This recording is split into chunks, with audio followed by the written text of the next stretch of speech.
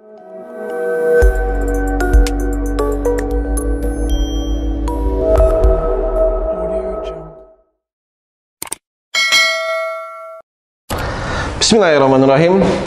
Assalamualaikum warahmatullahi wabarakatuh, teman-teman. Ketemu lagi dengan saya, Coach Ridwan Abadi. Ya, kita masih dalam seri Business Maturity. Bagaimana kita menumbuhkan bisnis kita dari fase awal sampai benar-benar nanti bisa autopilot. Nah, kali ini kita sampai di episode kita yang ke-7. Nah, dan kita dalam Business Maturity sudah sampai ke stage keempat. Nah, stage keempat apa?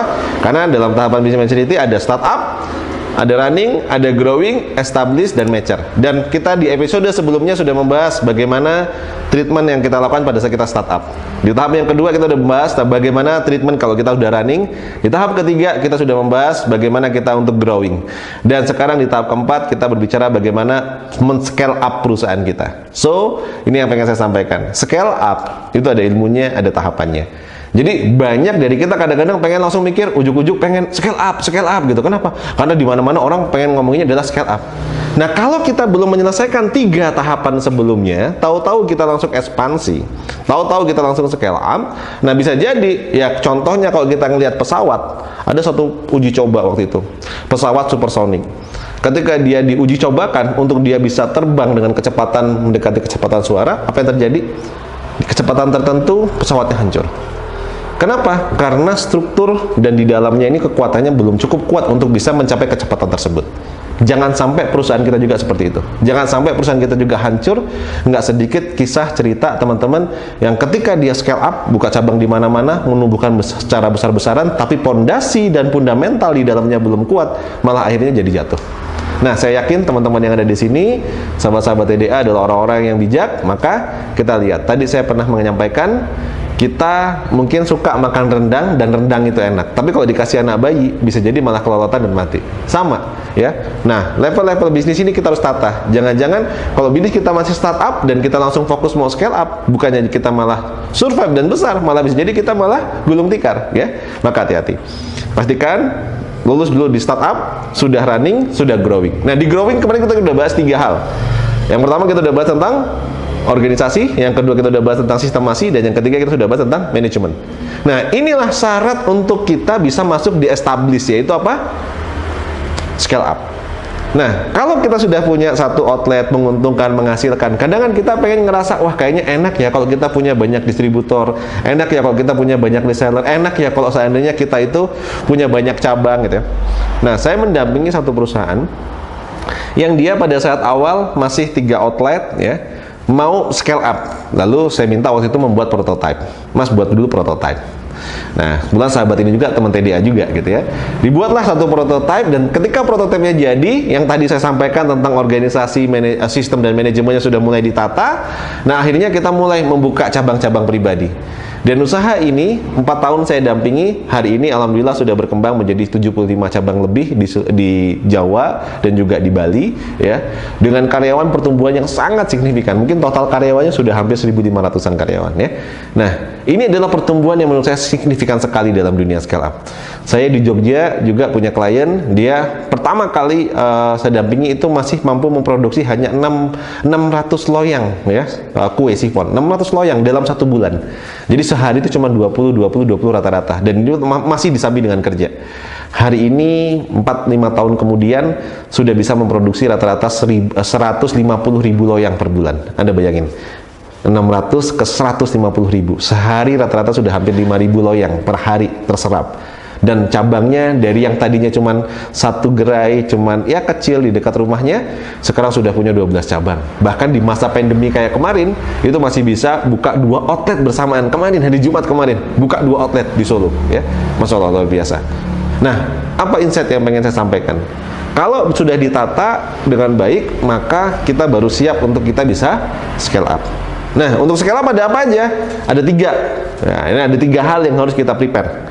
Apa aja 3 hal itu? Yang pertama, kita harus punya namanya compete strategik. Jadi kita punya strategi untuk bersaing. Kenapa? Ekspansi berarti kita masuk ke pasar-pasar baru. Kita ada perluasan.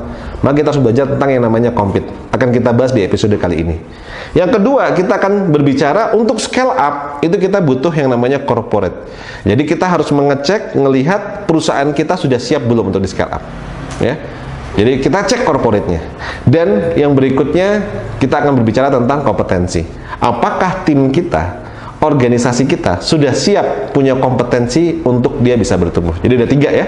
Yang pertama apa? Compete strateginya. Apakah compete-nya kita sudah siap untuk bersaing? Yang kedua adalah corporate-nya sudah siap belum untuk scale up? Dan yang ketiga nanti adalah kompetensi. Nah, hari ini kita bahas tentang yang pertama, yaitu apa? Compete. Compete ini apa yang kita lihat? Apakah usaha Anda yang hari ini sudah grow, sudah bertumbuh, marketnya sudah repeat, terus tertata dengan baik, orang udah beli gitu ya. Apakah Anda sudah punya daya saing ketika Anda mau keluar kandang? Jangan-jangan kita sebenarnya masih jago kandang. Jangan-jangan kita masih diterima di satu kelompok market tertentu. Jangan-jangan kita masih kuat di satu segmen tertentu, tapi kita belum siap untuk kita compete keluar. Nah, maka untuk scale up, maka harus pastikan dulu, satu, apakah produk Anda minimal punya 10 juta orang yang membutuhkan di Indonesia ini. Jadi saya selalu bilang, produk itu harus dibutuhkan minimal 10 juta, saya bilang. Kalau kita nggak punya, maka kita masuk di niche market. Jadi market dengan total penduduk di Indonesia sekarang sudah 270 juta, dan kita market itu nggak nyampe 10 juta perkiraan kita, maka kita bermain di niche market. Kalau niche market nggak usah scale up menurut saya. Kalau Anda ada di niche market, nggak perlu terlalu untuk di scale up besar-besaran. Cukup aja bermain dengan tadi, di grow secara sustainability, nggak masalah. Tapi ketika, yang butuh produknya itu jutaan gitu, lebih dari 10 juta, maka Anda sudah di dalam fase bisnis ini siap untuk kita compete kan. Misal, makanan. Saya membantu Mas Nanang, ayam goreng Nolongso, untuk bisa scale up, ya besar-besaran menurut saya gitu. Ketika kita review, kita cek yang butuhkan makan nasi ayam gitu ya, berapa banyak di Indonesia, ya pasti jumlahnya lebih dari 10 juta. Nah, maka ini secara compete strategik dia siap. Jadi produknya siap untuk di scale up. Produknya siap untuk scale up karena punya apa? Punya market. Yang kedua, selain market sebagai pengukuran, kita ngelihat apakah industri penunjang untuk menduplikasi produknya itu ready. Misal contoh, ayam goreng ketika ini mau di scale up, mau kita perbesar, itu kira-kira dia produknya bisa nggak ya diduplikasi? Misalnya dibuka di Malang, saya mau buka di Bekasi. Kira-kira di Bekasi bisa nggak buat ayam goreng yang sama dengan di sini? Bisa nggak dia diindustrialisasi? Misalnya contohnya diproduksi di sini, dibuat kayak semi frozen, dikirim ke sana dan seterusnya. Itu teknik-teknik yang bisa dilakukan. Atau mungkin kita buat di sana, cari dengan supply chain dan seterusnya. Nah, kalau memang produk itu mudah diduplikasi dengan standar yang sama, punya market lebih dari 10 juta, maka dia ready to compete, siap untuk scale up. Tapi kebanyakan ada bisnis-bisnis yang dia nggak bisa di scale up. Kenapa? Bisnis itu kompetensinya nempel langsung dengan orang. Misalnya contoh, saya punya usaha, usahanya apa?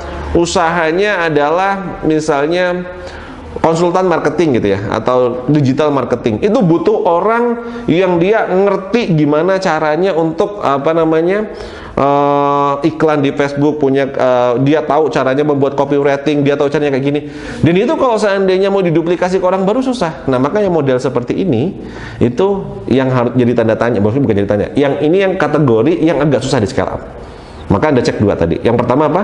Apakah marketnya lebih dari 10 juta? Yang kedua, untuk compete, apakah produknya mudah untuk diduplikasikan? Jadi produknya itu kira-kira mudah nggak diduplikasikan? Nah, ini yang perlu nanti Anda cek ya, kira-kira gitu. Jadi yang pertama tadi kita ngelihat adalah produknya, yang kedua Anda ngelihat adalah marketnya, yang kedua adalah produknya. Nah, kalau dua ini memenuhi kriteria, nah maka Anda cek yang ketiga, kompetitor. Jadi karena kita compete adalah dengan kompetitor. Nah, apakah sudah ada kompetitor yang bermain di skala yang kita inginkan gitu. Jadi ketika kita mau men-scale up perusahaan kita untuk dalam skala besar-besaran, kita cek kira-kira kompetitornya ada nggak ya? Kompetitornya siapa ya? Kira-kira kita bisa bersaing nggak dengan dia? Gitu. Nah, ada dua pendekatan. Mencari kategori bisnis yang memang belum ada kompetitor yang menjadi raja di bidang itu, tapi sudah menguasai banyak market, atau memang kita mitu aja, tempel, dia sudah jadi raja. Misalnya ada KFC, tempelin aja kita pengen jadi kayak gitu. Indomaret, Alfamart, itu kan sebenarnya kejar-kejaran. Nah, ini nggak masalah, tapi harus ada kompetitor. Bagi saya, bisnis yang tidak ada kompetitor, tidak ada kompetisi yang dia belum skalanya besar, berarti marketnya juga mungkin nggak cukup besar. Nah, inilah yang harus kita lihat, ini yang harus kita cek, tiga hal tadi. Yang pertama apa? Dalam compete strategi untuk Anda scale up, cek dulu, pastikan marketnya gede nggak? Market size-nya besar apa enggak? Apakah lebih dari 10 juta? Yang kedua, duplikasinya mudah atau susah? Kalau susah diduplikasi, pikirkan ulang. Dan yang ketiga, kompetitornya, siapa yang gede? Nah, 3 hal inilah akan menjadi satu strategi untuk Anda bisa compete dan scale up skala besar-besaran di Indonesia maupun di luar negeri. Itu kira-kira teman-teman di tahapan pertama scale up. Kita akan ketemu lagi di tahapan kedua scale up seperti apa, ya. Kita bahas di seri berikutnya. Sampai ketemu, jangan kemana-mana, pantengin terus.